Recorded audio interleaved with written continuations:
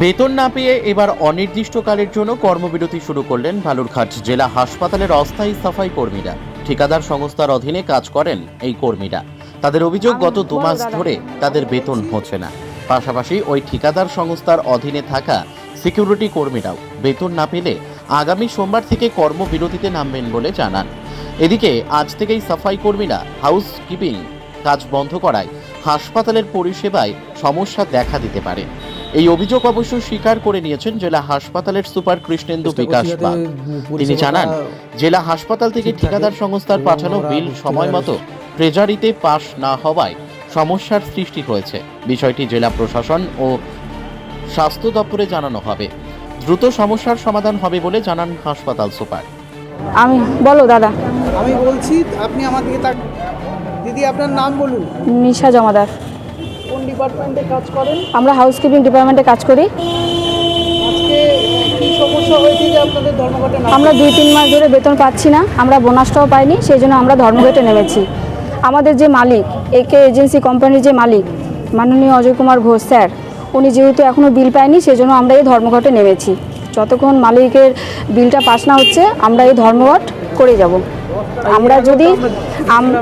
আমরা যদি বেতন, মালিক যদি বিল না পায়, আমরা বেতন পাবো কি করে, আর বেতন না পেলে আমরা কাজ করব কি করে, সেজন্য আমরা এই অনশন ধর্মঘটে নেমেছি।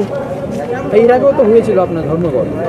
হ্যাঁ, হয়েছিল, আমরাই করেছি, এই বেতনের জন্যই করেছিলাম। আবারও সেই সমস্যা দেখা দিয়েছে, সেজন্যই আমরা এই ধর্মঘটে আবার নেমেছি। কয় মাস পরে এই সমস্যা হয়েই যাচ্ছে। কয় মাস ধরে হচ্ছে? 6-7 মাস মতন হচ্ছে। হ্যাঁ, 6-7 মাস।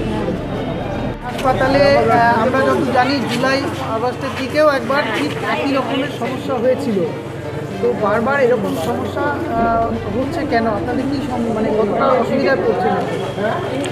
আমরা তো আমাদের কাজ সঠিকভাবে চালিয়ে যাচ্ছি, কিন্তু শুনছি কি মালিক ঠিকমতো ইয়ে পাচ্ছে না, হ্যাঁ, আপনার বিল টিল পাচ্ছে না, যার জন্য মাঝে মধ্যে আমাদের একটু বেতন সমস্যা হচ্ছে। আমরা চাইছি যে হসপিটালটা সঠিকভাবে চলুক, আর আমরা যদি সঠিক বেতনটাই নাই, পারিশ্রমিকটাই নাই পাই, তো আমরা কাজটা করব কি করে? এতদিন চালিয়ে যাচ্ছি, তারপরে শুনলাম যে মাসে বেতন দেওয়া অসম্ভব, যার জন্য আমরা আজ থেকে কাজটা বন্ধ করার পরিকল্পনা নিয়েছি। তাতে বর্তমান ডায়েট এবং সিকিউরিটিটা চলছে, রানিং আছে। তো যদি সমস্যা মিটে যায়, আশা করি সমস্যা মিটে যাবে, তাহলে আমরা আবার যেরকমভাবে কাজে জয়েন করছি করে নেব। আর যদি না মেটে, তাহলে সোমবার থেকে হয়তো সিকিউরিটি ডায়েট ওটাও হয়তো আমরা উঠিয়ে নেওয়ার চেষ্টা করব। আপনার নাম আর আপনি কোন ডিপার্টমেন্টে? আমি অনুপ মজুমদার বলছি, সিকিউরিটি গার্ড ইনচার্জ বলছি। ঠিকাদার নিযুক্ত কর্মীরা ধর্মঘট শুরু করেছে আজকে থেকে। তার থেকে বেশ কিছু পরিষেবা ইতিমধ্যেই ব্যাহত হতে শুরু করেছে বলে জানা যাচ্ছে। তো আপনি কি বলবেন বিষয়টা নিয়ে? এটা তো আজকে আমি এসেই শুনলাম ব্যাপারটা।